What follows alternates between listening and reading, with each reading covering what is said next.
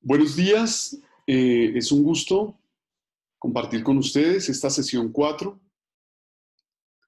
Entonces, pues lo que quiero hacer hoy es mostrarles algunos documentos que les pueden orientar para el aprendizaje de la dinámica de sistemas. ¿Listo? En primer lugar está este documento que se encuentra acá de Juan Martín García. Juan Martín García, como les decía, es la Cátedra UNESCO de Dinámica de Sistemas, una de las personas que tiene mayores habilidades para el modelamiento con dinámica de sistemas y que tiene muchísima documentación sobre esto, además de mucho trabajo con la industria y también académica. En particular, quiero mostrarles acá en este documento que hace como una implementación conceptual, metodológica en los 3 primeros capítulos, pero que llama mucho la atención en esta parte, en el capítulo 4, cuando habla de los ejercicios prácticos. Note que trata temas del área ambiental, del área empresarial, del área social y del área de la física. Es muy interesante. Y acá al final regala una guía para crear un modelo. Cuando uno mira estos ejemplos, por ejemplo, a mí me gusta mucho este, de los efectos de la agricultura intensiva, página 87. Veamos. Uno puede ver la estructura que tiene en la presentación de los ejemplos. Noten, por ejemplo, acá, para hablar de los efectos de la agricultura intensiva, él comienza dando una introducción acerca del problema que va a abordar. Eh, Luego hace un resumen de esa introducción que hace, mostrando algunos detalles útiles para el modelado. Construye el modelo. Noten, es un diagrama de niveles y flujos. Muestra cómo se hace la implementación en el BEM Simple. Y comienza a mostrar ecuación por ecuación cómo debería ponerse cada una de las ecuaciones y da una explicación de por qué razón está utilizando los valores y las unidades que está poniendo. ¿De acuerdo? Entonces muestra todas las ecuaciones. Después muestra alguna simulación final que para el caso lo que pretende es reproducir este comportamiento que él vio en un periódico. Acá está esta representación, pero que él la vio en el periódico de esta forma, ¿de acuerdo? En el New York Times. Y él logra la reproducción de esa serie de tiempo, noten. Y finalmente, particularmente en este ejemplo, da unas notas finales. Entonces dice por qué la tasa de incremento debería ser como la calculó, cómo encuentra el valor de la población inicial teniendo en cuenta que no habían datos, cómo considera la superficie selvática, la deforestación, la productividad y la erosión, teniendo en cuenta que no habían datos, y hace unas discusiones sobre los conceptos. Este ejemplo particularmente es muy bonito, es muy bonito. Vamos a poner aquí grande. Y me voy a tomar el tiempo, por favor perdonen, de hacer la lectura de esto, pero solamente quiero mostrarles cómo funciona el ejemplo y lo vamos a implementar rápidamente en el BEMSI. También para que puedan repasar cómo se hace esto en el BEMSI. Entonces dice que uno de los grandes misterios de la historia de la humanidad ha sido el repentino colapso de uno de los principales centros de civilización maya en Centroamérica, justo en el momento en el que aparentemente era un foco de cultura, arquitectura y población hacia el 800 a.C.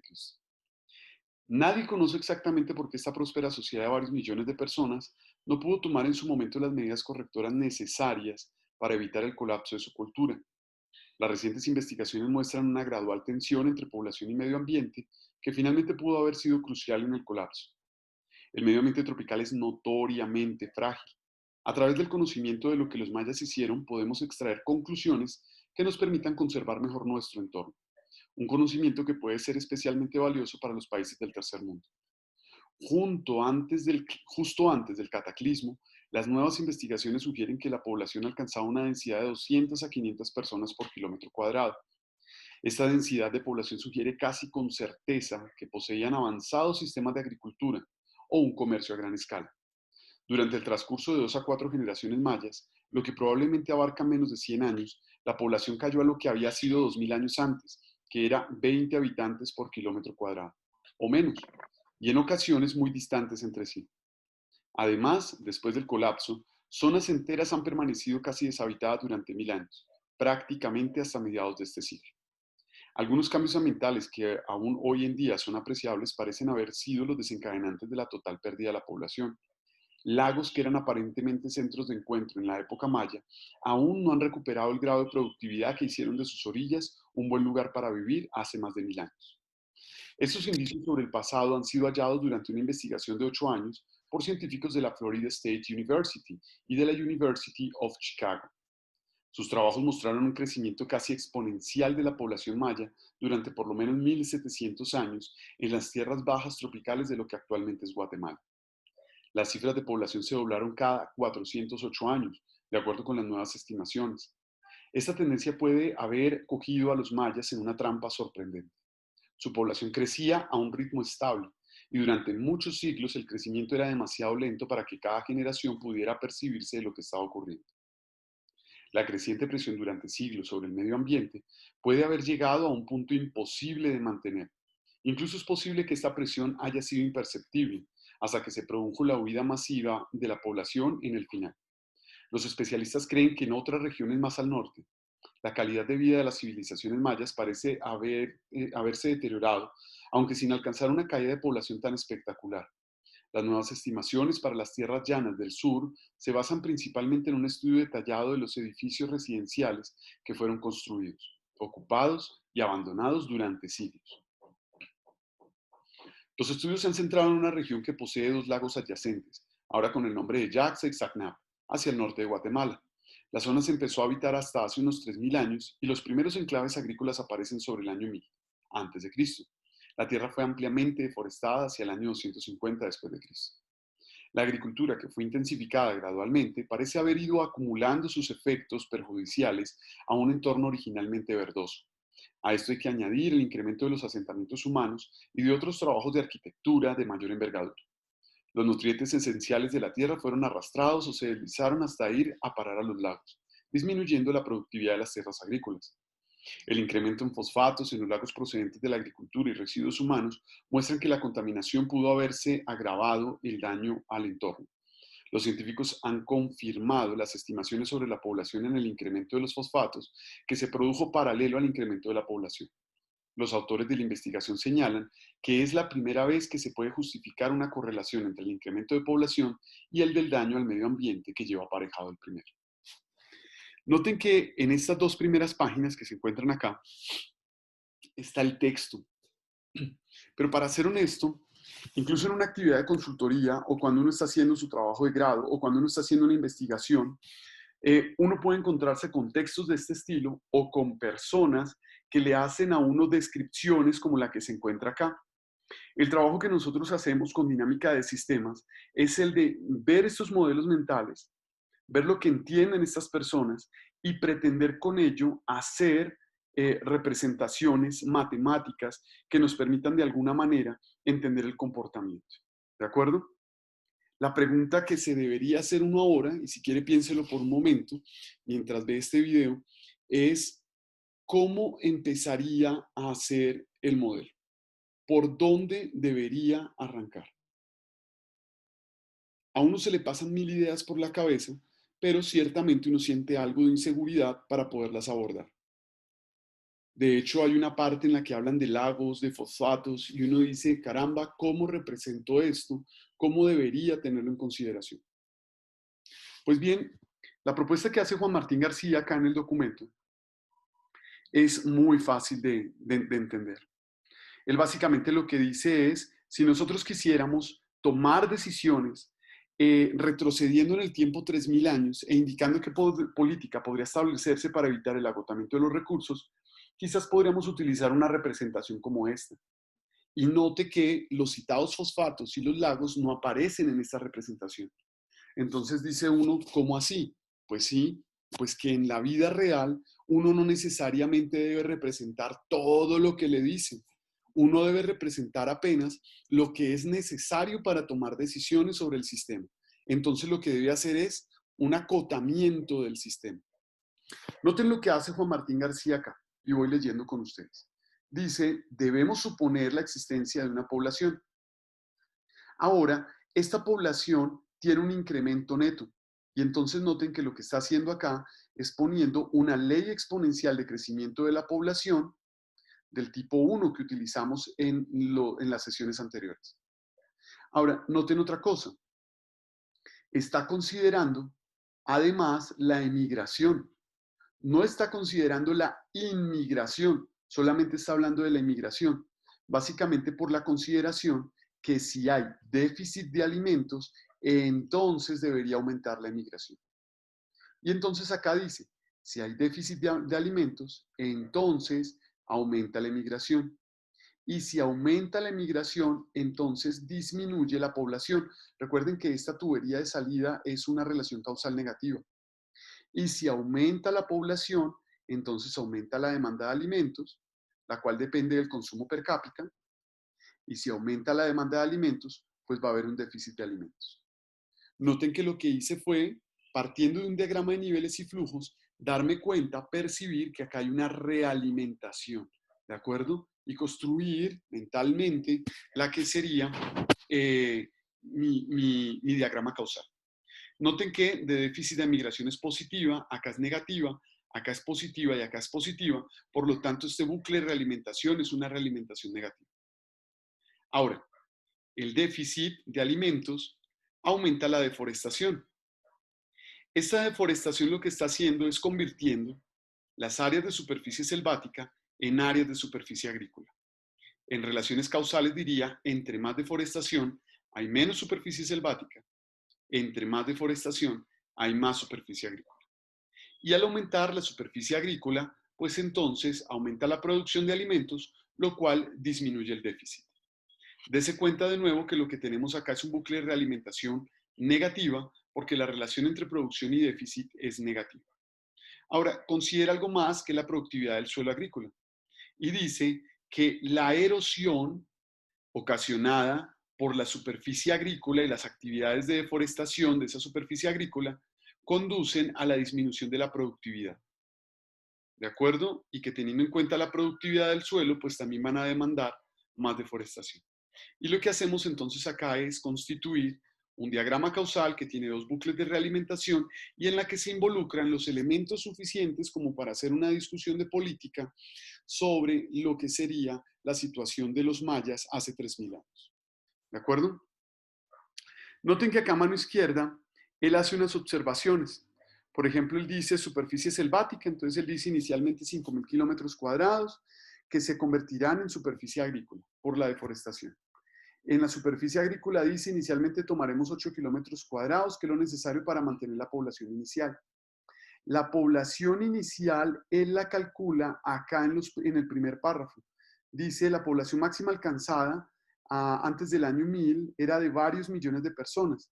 Consideraremos 2 millones hacia el año 700 después de Cristo, ya que el informe habla de 1700 años desde el inicio hacia el año 1000 antes de Cristo, de acuerdo con lo que decía en el New York Times.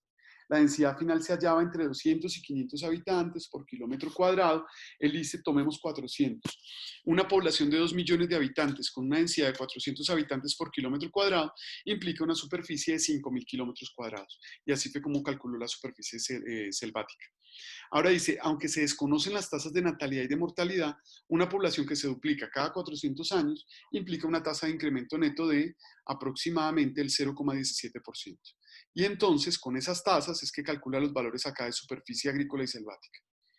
Habla de la deforestación, habla de la demanda de alimentos, habla del incremento neto de la población basada en ese 0,17% que calculó arriba, habla de la migración, de este déficit, realmente, aquí se diferencia, pero es el déficit, habla de la producción de alimentos, del consumo por persona, más o menos de 400 kilos por habitante al año, habla de la erosión y finalmente habla de la productividad y de la población, ¿de acuerdo?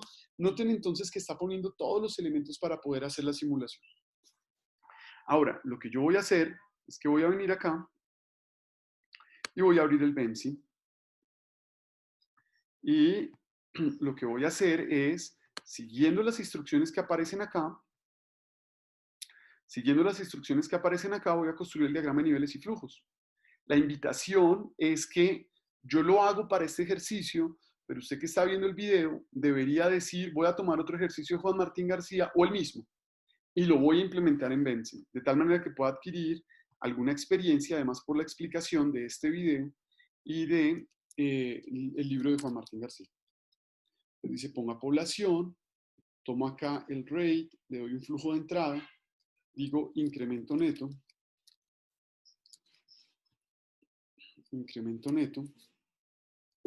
acá está, habla de una tasa de incremento neto, se lo hago con la variable. ¿Y cómo hago este trabajo? Incremento neto. Tasa de incremento neto, dice acá que tiene otra salida, que es la migración. Emigración, acá está. La emigración, acá ya depende del TOC de cada uno que tanto lo quiere organizar. Acá vendría esta vendría acá. Entonces que estoy haciendo exactamente lo mismo que dice allá, ¿no?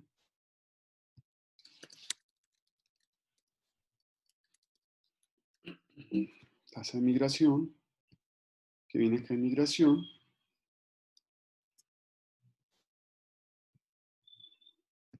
Voy acá, digo consumo por persona. Pongo acá, pongo la demanda de alimentos.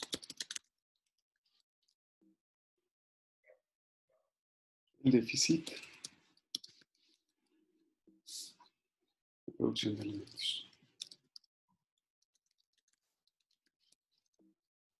Listo, muy bien. A mí me gusta estas que son variables auxiliares. Utilizar la nomenclatura de poner un círculo en ellas, de tal manera que uno pueda distinguirlas de los parámetros. En el libro de Juan Martín García, como se dan cuenta, no se hace esta distinción. Eso no significa que el modelo esté malo, porque para buen entendedor, pocas palabras, si uno sabe que la variable o el atributo, digámoslo así, dentro de la representación, tiene flechas de entrada, entonces es una variable auxiliar. Y si no tiene ninguna flecha de entrada, como por ejemplo acá el consumo por persona, entonces es un parámetro. Esa es la manera de darse cuenta. Entonces, perdón, salgo de acá de población, aumenta la demanda aumenta el déficit va a la emigración. Y este consumo por persona, de acuerdo con la recomendación del diagrama que hace Juan Martín García, y que entenderemos más adelante por qué lo pone ahí, debería ir organizado de esta manera.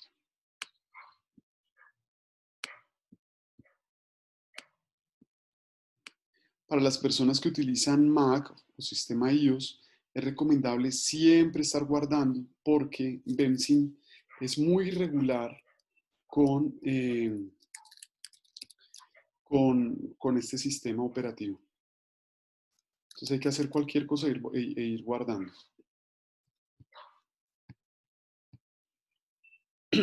Listo. Entonces viene acá.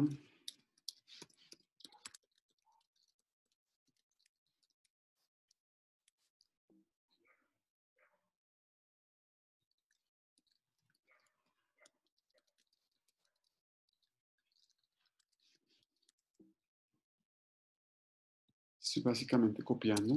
Así es.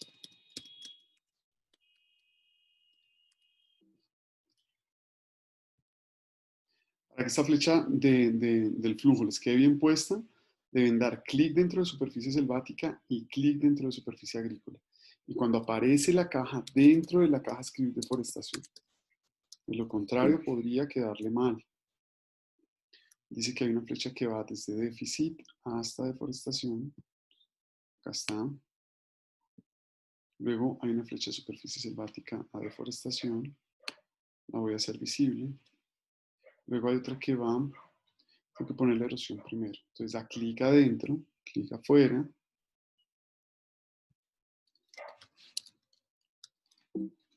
De acuerdo, sigamos con las flechas. Tengo una flecha que va acá a erosión. Tengo una flecha que va de acá a producción de alimentos. Tengo una que va acá a producción.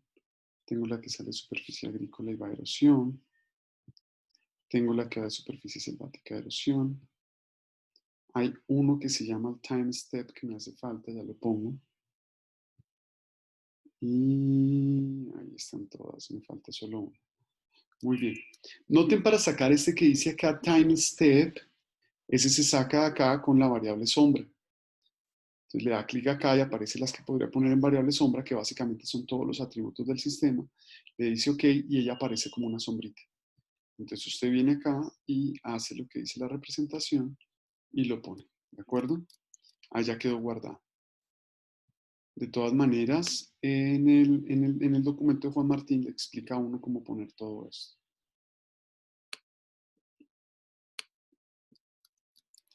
Después de que ha construido el diagrama, revisado que le haya quedado bien, lo que sigue, mire, por ejemplo acá lo que les decía el time step, mire, acá le dice dónde lo va a encontrar y cómo lo va a encontrar, ¿de acuerdo? Lo que pasa es que lo que tiene es una versión más viejita del BEMSIM, pero no por ello es dificultad. Después lo que le dice a uno es, mire, acá están los datos y los valores. Entonces dice, para niveles, valor inicial. Entonces viene uno acá donde dice ecuaciones, se ilumina todo, y uno viene acá y dice que esto es un 100.000. Entonces dentro de población, en población inicial, dice coloque 100.000. Ahí está. Listo.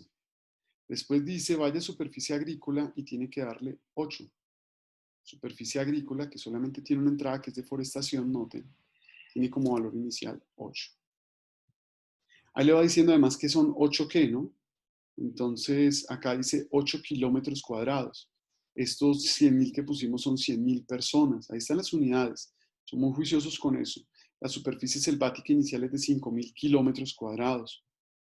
Entonces 5.000 kilómetros cuadrados.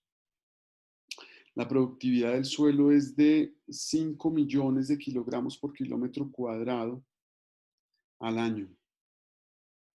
5 millones. Perfecto. Y acabamos con los niveles, ¿de acuerdo? Ahora pasamos con los flujos. En los flujos, note que comienza a utilizar algunas funciones, ¿no?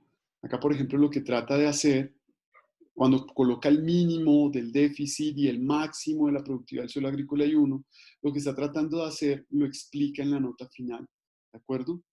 Entonces yo aquí lo que voy a hacer es caso. Dice deforestación. Entonces dice, escriba que el mínimo, usted viene y la busca acá a mano izquierda. Acá están todas las funciones que podría utilizar. Estoy utilizando las más comunes, pero él tiene una lista bastante amplia de esto, ¿de acuerdo? Hay muchas funciones que se pueden utilizar. Voy a volver acá a las comunes y voy a buscar el mínimo. Acá está.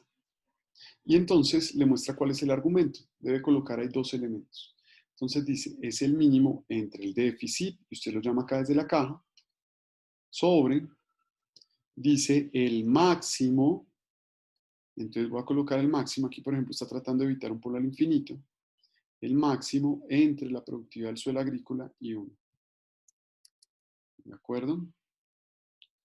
¿Qué más dice? Veamos. Deja ver. Productividad del suelo agrícola y 1. Y la superficie selvática por un factor de calibración que es de 0.04. Él explica en la nota final por qué 0,04. ¿Listo? Por ejemplo, acá dice, no tuvo en consideración el time step. Sí, él le dice a uno, entonces uno pone acá, dividido en el time step. Esto es para el tema de las unidades. Y listo, ya quedó la deforestación, perdón. Ahora seguimos con la emigración. Entonces voy donde dice migración y dice que la emigración es, abro paréntesis, el déficit sobre el consumo por persona multiplicado por la tasa de migración. ¿Listo? Dice usted acá, ok. Muy bien. Ya tengo esa. Después dice que haga la erosión. La erosión, la erosión.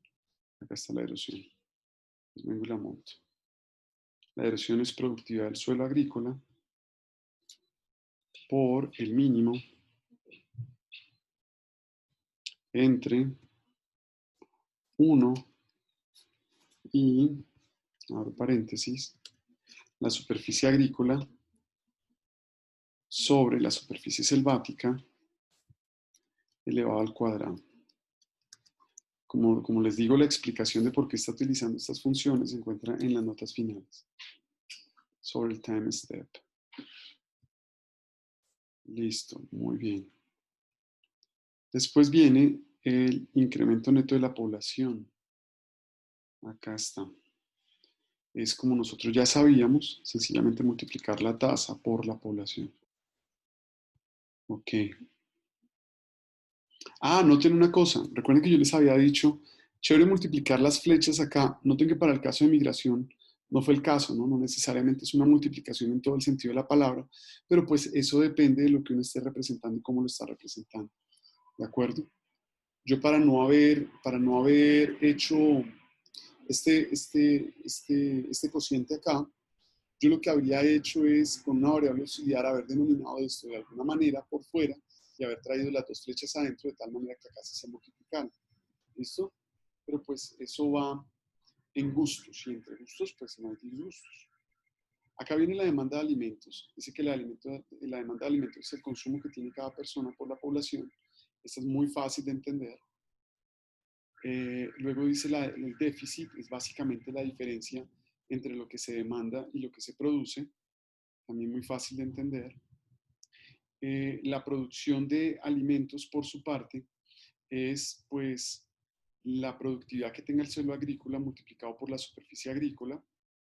Listo, muy fácil. Y tengo acá, parece que la tasa de migración, que la consideran 0.05, la tasa de incremento neto que ya la había calculado, que era del 0,17%, es decir, 0.0017. Y solo nos falta el consumo por persona, que es de 400 kilogramos por persona al año. Acá está. Listo, lo tenemos. Hicimos la representación. Usted puede venir acá a la parte de arriba donde dice síntesis, hacerlo correr y el modelo ya funciona. ¿De acuerdo? El modelo ya funciona. Miremos a ver qué más observaciones hace él aquí.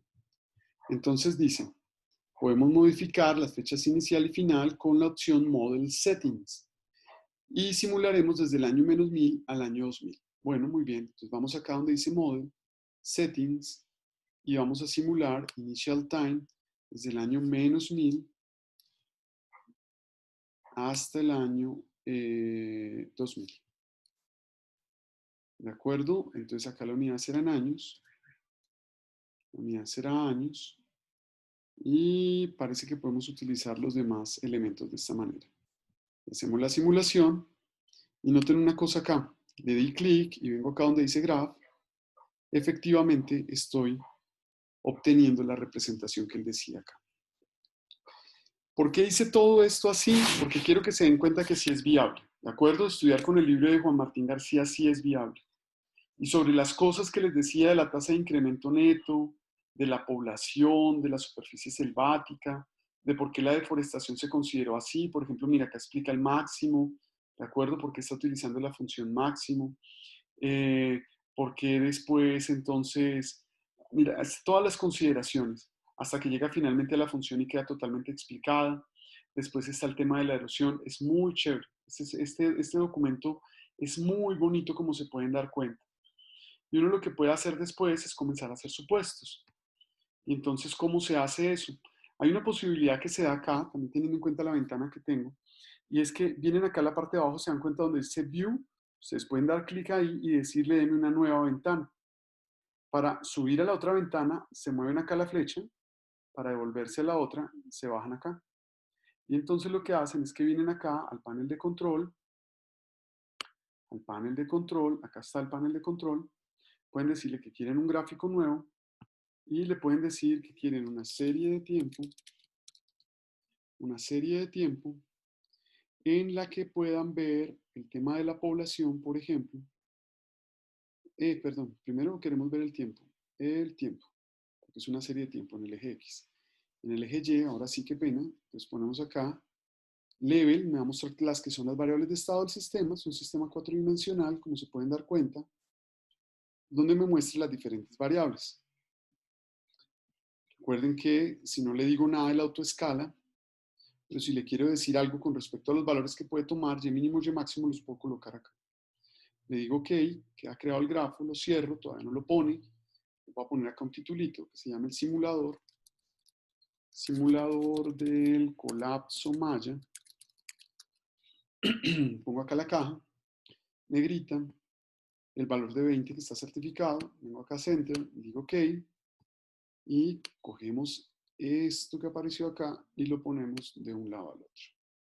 Ahí está. Y tenemos el simulador del colapso Maya. Y ahora con este IO Object, entonces puedo llamar esa gráfica viniendo acá al último tipo de objeto, desplegando la pestaña e identificando la representación que quería. Lo puedo colocar acá. Voy a hacer un poquito grande acá. Listo, perfecto. Y ahora noten que si le doy síntesis, ahí me aparece cómo fue el comportamiento, ¿no?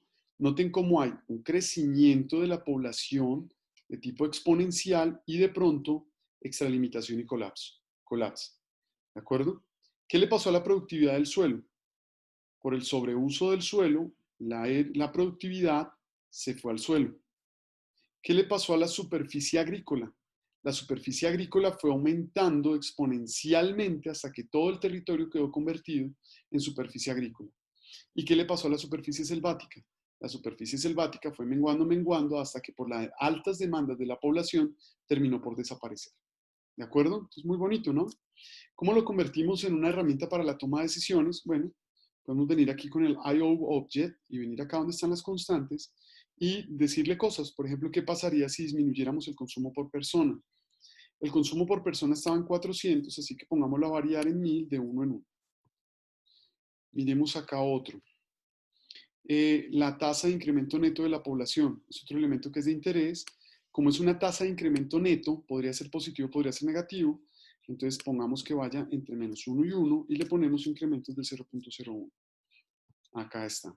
Y tenemos al menos dos botones para tomar decisiones sobre ellos.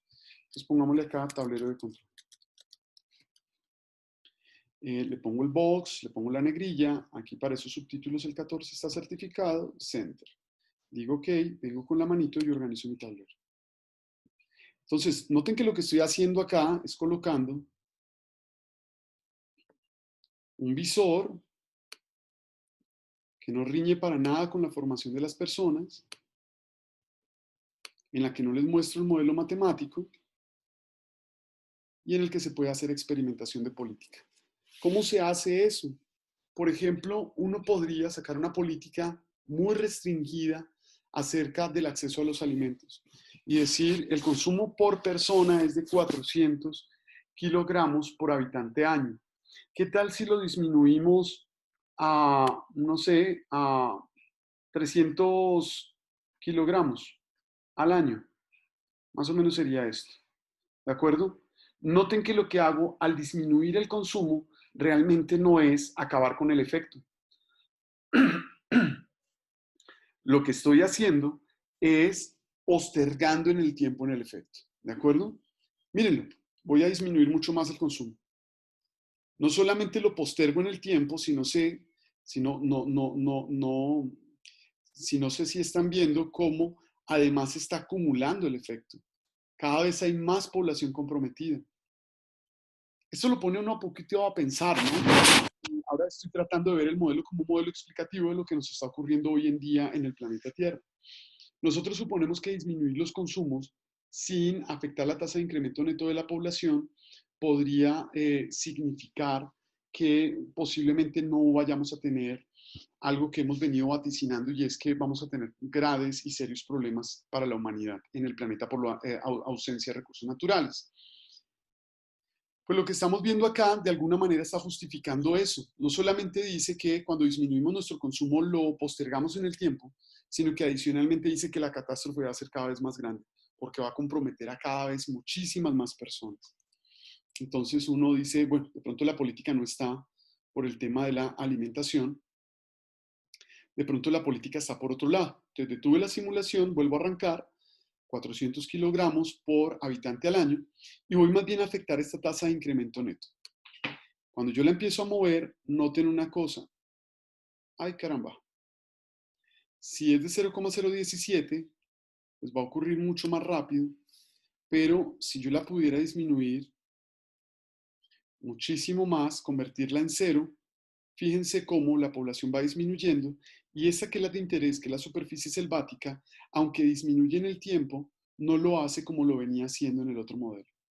Entonces tendríamos realmente que hacer una variación sobre la tasa de incremento neto, que es finalmente la que determina drásticamente lo que puede ocurrir sobre el sistema. Esto es lo que ha conducido a muchos biólogos y expertos en el tema a decir que verdaderamente el problema que tenemos es un problema de sobrepoblación y que lo que se debe hacer más que controlar los consumos es controlar la población, el incremento neto de la población. Somos muchos. Pues bueno, chévere, ¿no? Yo guardo esto para poderlo compartir después con ustedes.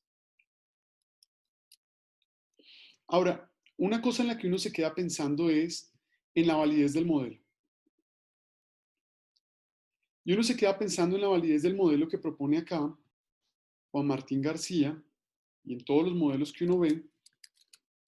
Y entonces uno dice, ¿y cómo puedo yo saber que el modelo está bien validado? Tengamos en cuenta que él hace el modelo pretendiendo representar un comportamiento que sea explicativo de lo que ocurrió en otro tiempo, basado en las evidencias muy restringidas que se tienen en ciertos documentos, ¿de acuerdo? Y obtiene el modelo y da una explicación. Y al final dice, pues es probable que por esto haya ocurrido. Pero ¿cómo sé que el modelo es bueno, está validado? Pues bueno, hay un documento muy interesante, que es el documento de Barlas 1996, en el que él habla de los aspectos formales de la validación de modelos y la validación en dinámica de sistemas. Es muy interesante porque en dinámica de sistemas el propósito de reproducir series de tiempo no necesariamente es el esperado. Recordemos por qué. Porque hay modelos que son para el pronóstico, para la prescripción, para el diagnóstico, para la explicación, y que son realmente los de pronóstico en los que uno esperaría de alguna manera reproducir series de tiempo. Pero en estas otras tres tipos o más bien propósitos de modelado, uno no está como con ese objetivo. Uno pretende tomar decisiones con información reducida y que sean lo más asertivas, oportunas y pertinentes que sea posible. Pues bueno, aquí Barlas nos da un claro mapa de lo que debería hacerse. Barlas acá dice que la validación de modelos es un importante y todavía un aspecto muy controversial de la metodología basada en modelos en general y de la dinámica de sistemas en particular. La validación de los resultados de un estudio basado en modelos son crucialmente dependientes de la validación del modelo. ¿De acuerdo? Ese artículo, aunque fue escrito en 1996, es un excelente artículo, no por haber sido escrito hace 24 años, ya no es válido, como espero que no se haga inválido este video con el tiempo.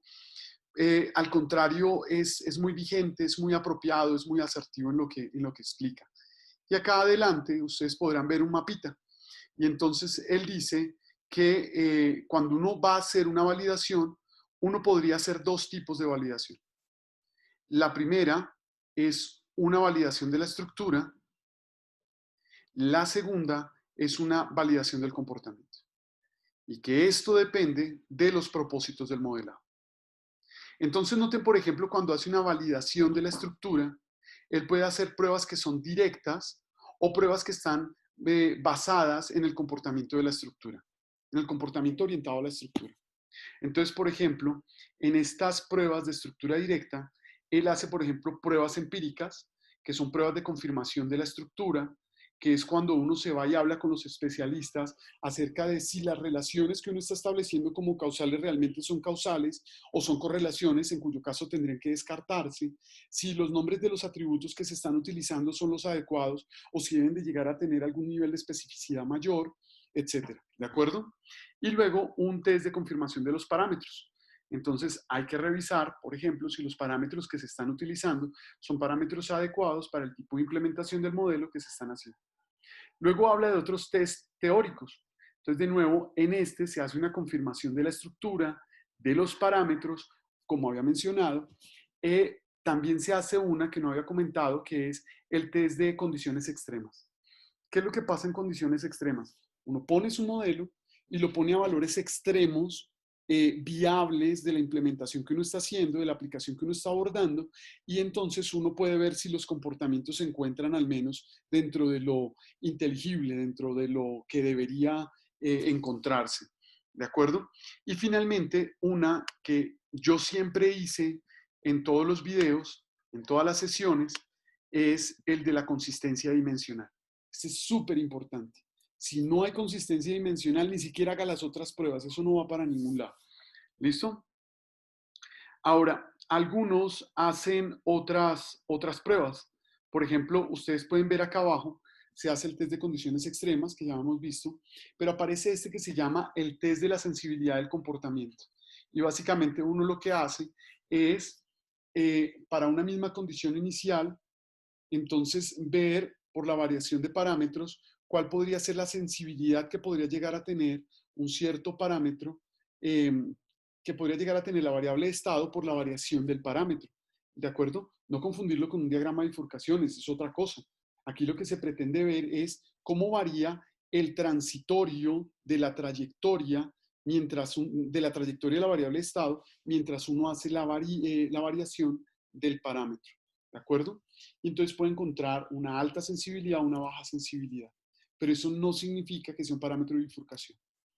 Eso lo atenderé en este mismo video más adelante. Y después habla de otros tipos. Y, por ejemplo, acá, en el último, en la validación del comportamiento, es cuando se hacen las pruebas de los patrones de comportamiento. Y es realmente donde se tiene en cuenta el asunto de la reproducción de las series de tiempo. Entonces, pues miren este mapa completo. Dice que no necesariamente tiene que reproducir unas series de tiempo, que depende de los propósitos del modelado y que se pueden hacer muchas más pruebas de validación de un modelo que aquellas a las que estamos acostumbrados. ¿De acuerdo? Por eso la relevancia de este documento que está acá. Ahora, es posible que usted hasta acá haya sentido mucho entusiasmo y que diga, oiga, qué chévere, de verdad vamos a dedicarnos a la dinámica de sistemas, pero ni siquiera sé por dónde arrancar un diagrama causal. Pues bueno, está este libro, Business Dynamics, que como les he dicho, de John Sterman, es la que yo considero como la Biblia de la dinámica de sistemas. Es un libro muy completo, lleno de ejemplos de todo tipo. Entonces, en este libro usted podría aprender muchísimas cosas sobre el modelado. Particularmente hay una que me gusta mucho que tiene que ver con el tráfico vehicular, porque le cuenta a uno sobre cómo construir un diagrama causal cuando uno no tiene ni idea de por dónde empezar. ¿De acuerdo?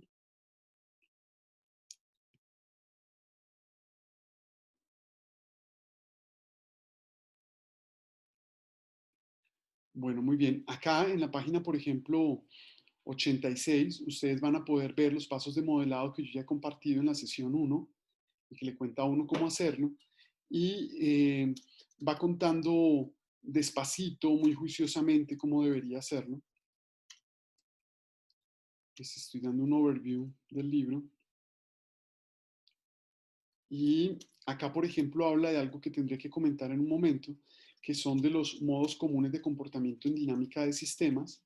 Esto lo voy a comentar porque, por ejemplo, Peter Senge lo convirtió en arquetipos sistémicos y le permite a uno aproximarse a la consultoría como pensador, como consultor sistémico y llegar a ser muy asertivo en las recomendaciones. ¿De acuerdo? Pero esto lo voy a comentar después de dos documentos que les voy a mostrar. Y acá aparece la parte de los diagramas causales. Acá entonces hace todo tipo de recomendaciones, pero como les decía, estoy buscando el que hace el asunto del tráfico vehicular. Qué vergüenza con ustedes, se me había olvidado la página y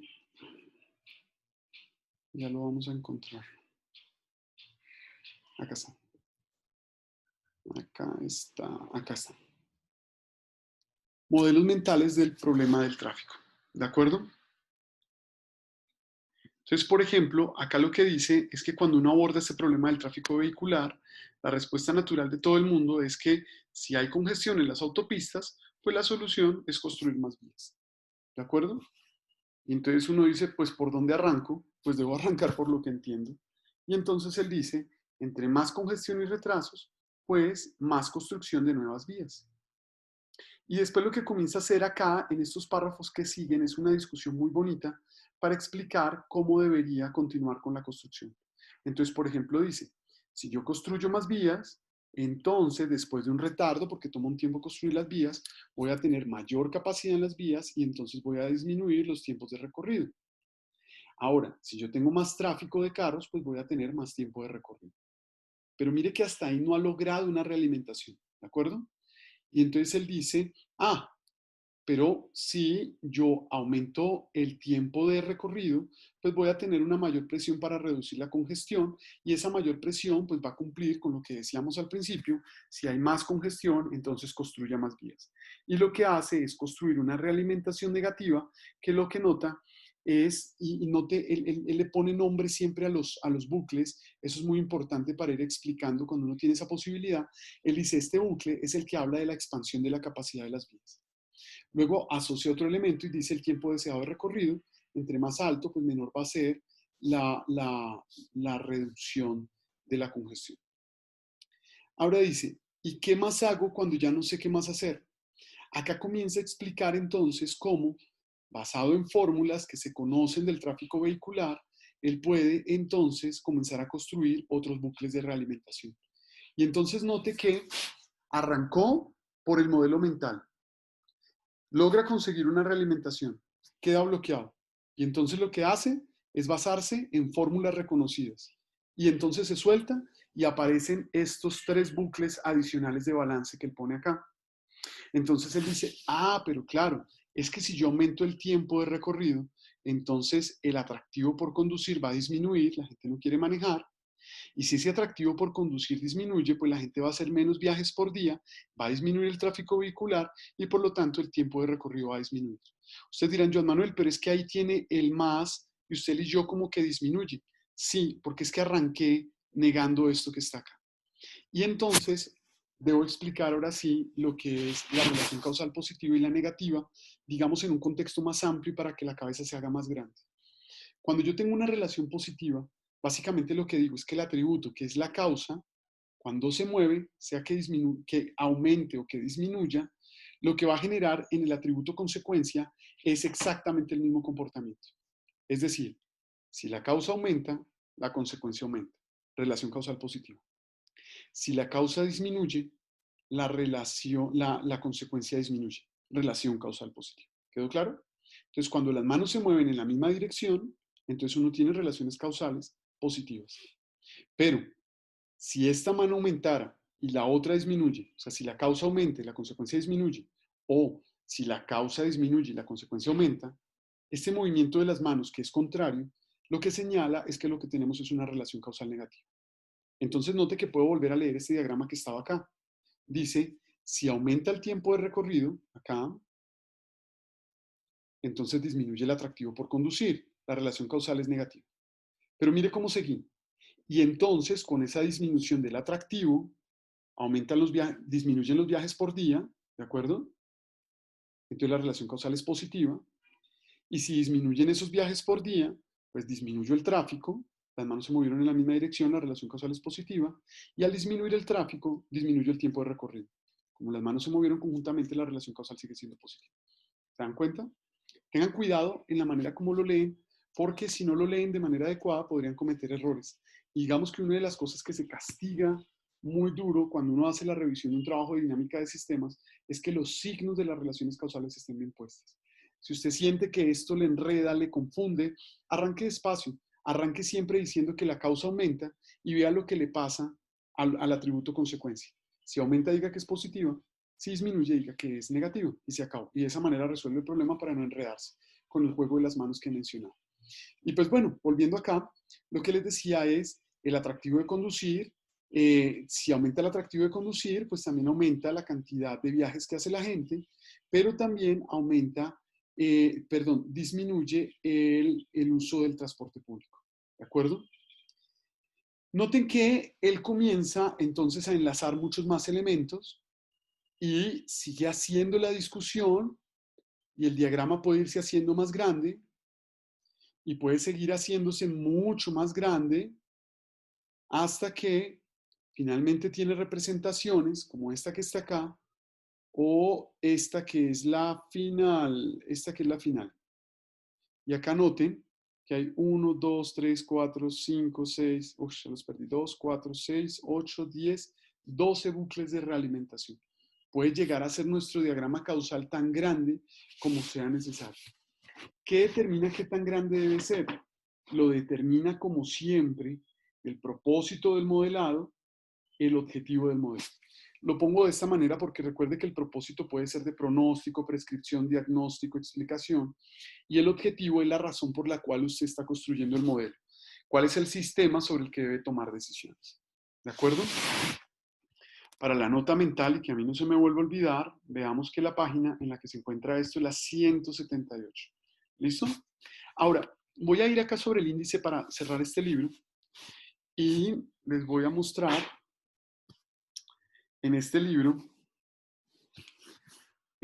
acá en la tabla de contenidos, por ejemplo, una cosa que es muy utilizada en dinámica de sistemas, que se encuentra acá en la parte 3.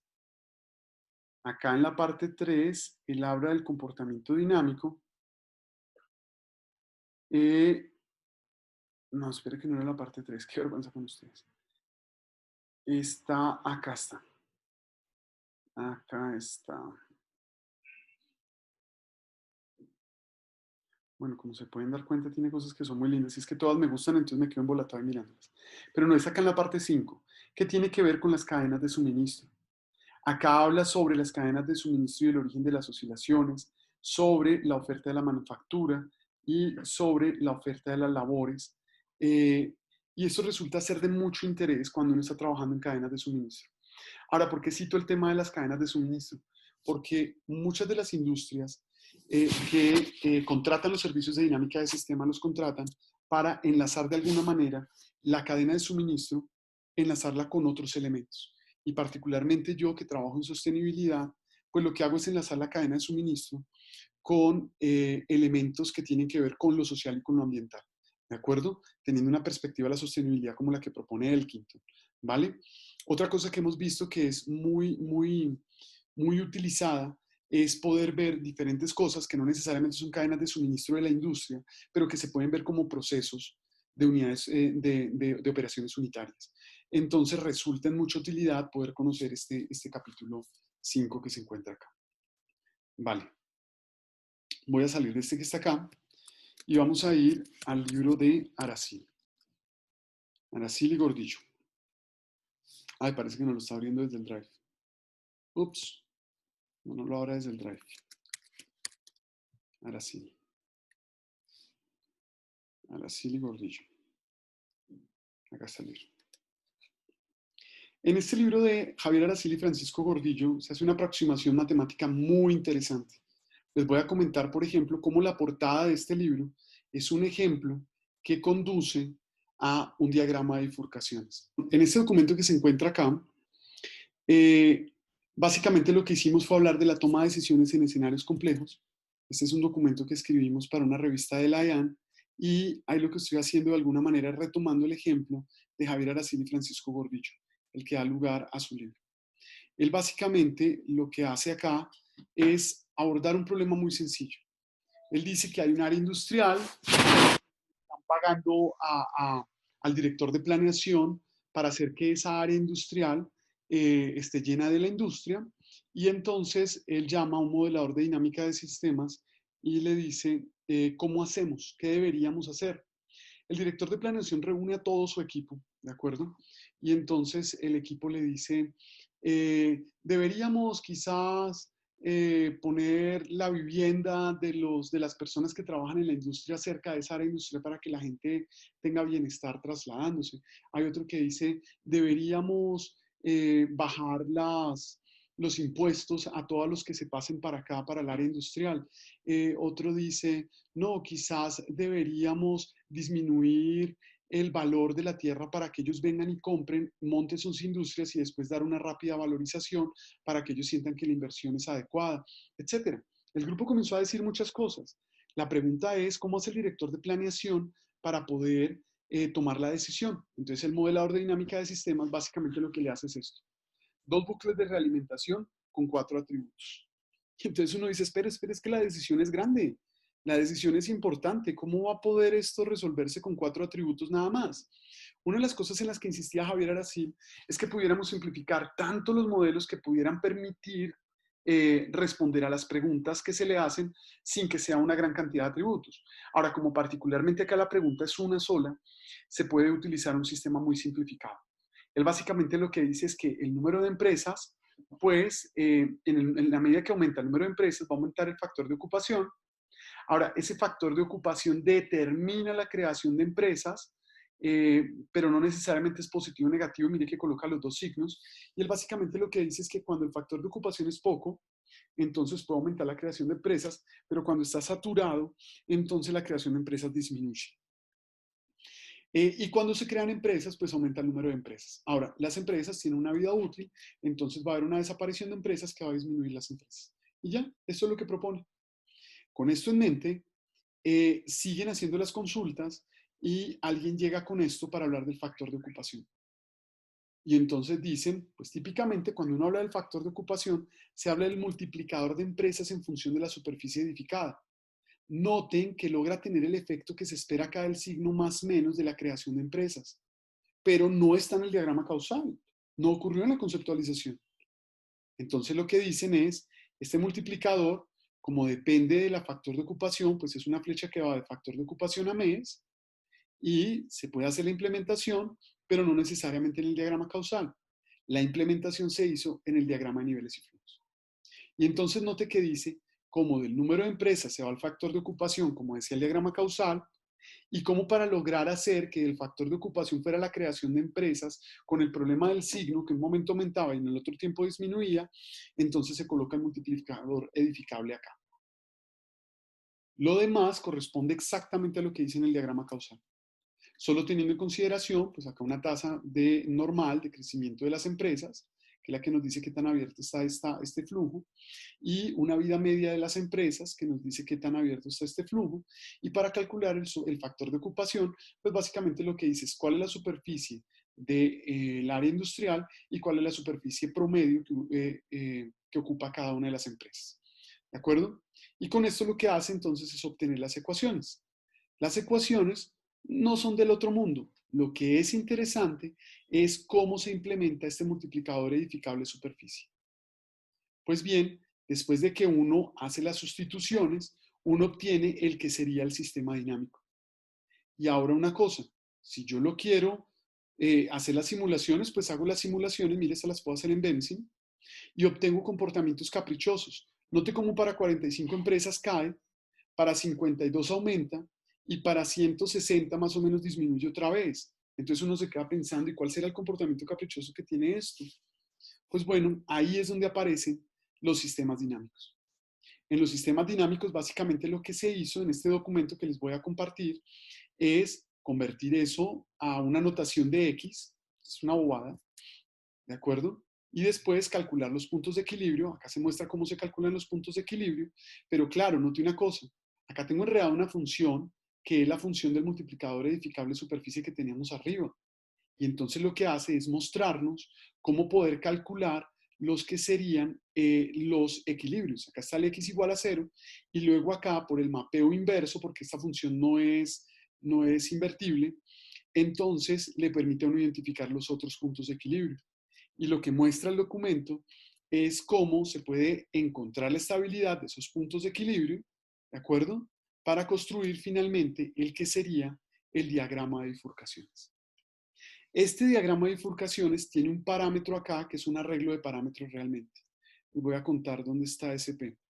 SP básicamente es el cociente entre B sobre A, que básicamente es como poner 1 sobre el producto entre la tasa normal de creación de empresas y la vida media de las empresas. ¿De acuerdo? Eso es lo que dice ese parámetro. Y entonces lo que dice acá es que para un valor que está por encima del PE, de ese parámetro, P es un valor, no importa cuántas empresas el director de planeación sea capaz de llevar, no importa. El resultado final es que el área industrial va a terminar desocupada. En cambio, si él se encuentra para un valor del parámetro entre 1 y PE, lo que va a encontrar es un comportamiento biestable.